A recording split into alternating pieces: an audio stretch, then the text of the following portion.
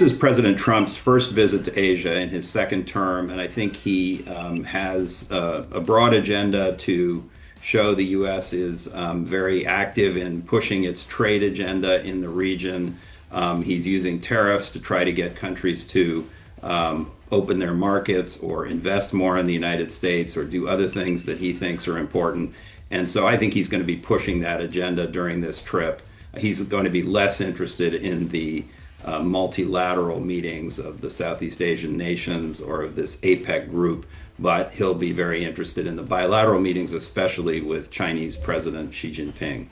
Certainly one of the issues that President Trump is interested in highlighting during his trip to Asia is this deal that has been reached between Cambodia and Thailand to cease hostilities and fighting between them.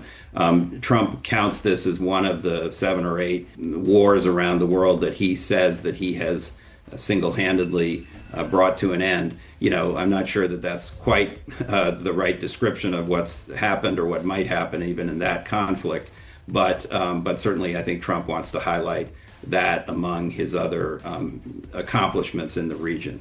Probably the issue that President Trump is most interested in on this trip is his meeting with China's President Xi Jinping.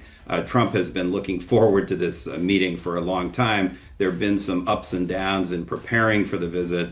It seemed as though the U.S. and Chinese negotiators were moving towards some kind of trade agreement, and then there was a flare-up over mutual actions on trade and export controls of rare earths and so forth that temporarily blew up the talks and potentially the meeting. But it does look like the meeting's going to go forward and that the two leaders may reach some kind of understanding on issues like the rare earths export controls, on fentanyl, which is a big concern in the U.S. about fentanyl coming from China or produced in China.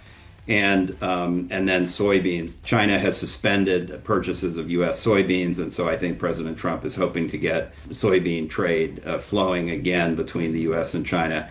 Honestly, these are relatively small issues in the scheme of U.S.-China relations. There's a lot else that the two leaders need to talk about, and I'm not sure that we should have high expectations for great progress in improving this important relationship. I think there's still going to be a lot of tension between the two countries after this meeting.